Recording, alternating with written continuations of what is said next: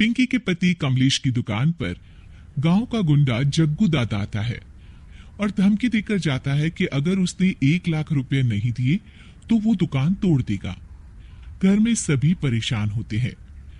अरे सत्यानाश हो उस जग्गू का, अच्छा खासा लड़का था, पता नहीं क्यों गुंडागर्दी करने लगा, किसी की भी जमीन हड़प लेता है और अब हमारी दुकान के पीछे पड़ा है नास पीटा। मेरे तो कुछ भी समझ में नहीं आ रहा कि मैं क्या करूं। अरे बेटा, मैं तो कह रही हूं कि 1 लाख रुपए दे दो और छुट्टी पाओ इस जग्गू दादा से। नहीं माँ, मेहनत की कमाई है, ऐसे कैसे दे दूं? मैं तो 1 रुपया भी नहीं देने वाला उसे। अरे पैसा तो दोबारा भी कमा लेंगे, पर जान है तो जहान है। नहीं पिताजी, मैं नहीं दूंगा पैसे, मैंने फैसला कर लिया है। पिंकी कमरे में आकर सोचने लगती है, मेरे पति के ऊपर ये कैसी मुसीबत आ गई है। हे भगवान, क्या करूं मैं? तभी उसे जादुई पत्थर से आवाज सुनाई देती है, दन दना दन दन दन दन, जो चाहे वो तू बन। अरे हाँ, मैं भी कितनी भुलक्कड़ हूं, मेरे पास तो जादुई पत्थर है, पर मैं क्या करूं? जग्गू दादा तो बहुत बड़ा गुंडा है, उसका सामना मैं कैसे कर पाऊंगी? पर मुझे ये करना ही होगा। पिंकी प्लान बनाती है और उसे एक आइडिया आता है और वो आइडिया वो सबको बताती है। सुनिए, मेरे पास एक प्लान है, आप जग्गू दादा को पैसे देकर उन्हें घर पर खाने पर बुलाइए। सब ये सुनकर दंग रह जाते हैं। लो और सुनो, अरे वो तुम्हारे दूर के चाचा नहीं है जिसको खाने पर बुलाया जाए, जग्गू दादा है, इस गांव में सबसे अमीर और 1 नंबर का गुंडा।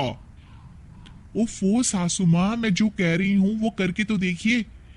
मैं आपको यकीन दिलाती हूँ कि कल के बाद जग्गू दादा हमें कभी परेशान नहीं करेगा।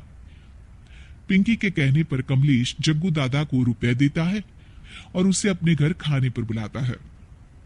अरे भाई, मानना पड़ेगा कमलेश, काफी तरक्की कर लिया तुमने। 1 लाख रुपए तो बड़ा ही कम डोनेशन था। जग्गू दादा सोफे पर बैठता है और सबसे मिलने लगता है। अरे भाई, लता मौसी ठीक तो हो ना?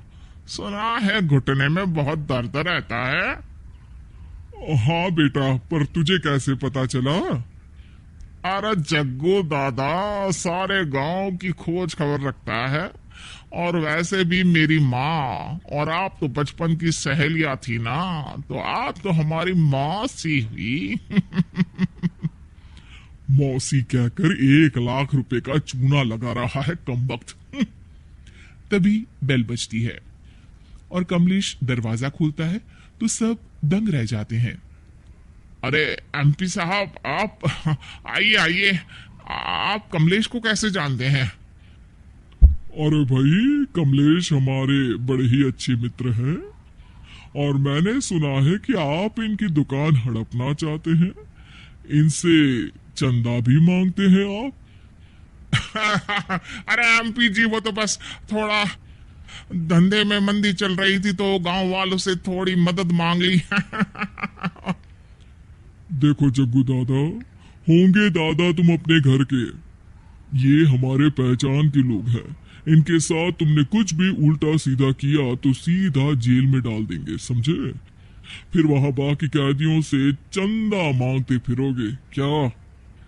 जग्गू घबरा जाता है और वहां से जाने लगता है। जी जी एमपी जी, समझ गए, हम चलते हैं, हमें माफ कर दो कमलेश बाबू। अरे बेटा, खाना तो खा लेता। अरे जग्गू।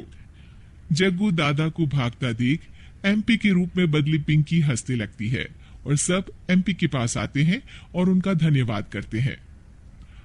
आपको कैसे पता चला एमपी साहब कि जग्गू हमें परेशान कर रहा था? आपकी बहू पिंकी है ना, बड़ी ही समझदार है, वो मेरे ऑफिस आई और मुझसे मदद मांगी। क्या पिंकी ने यह सब किया? पिंकी अपने रूप में वापस आ रही होती है। अच्छा, मैं चलता हूँ, मेरा मतलब है। अरे ऐसे कैसे, आप बिना खाना खाए नहीं जा सकते, आइए आइए। नहीं नहीं, फिर कभी मुझे जाने दीजिए। पिंकी भागती है।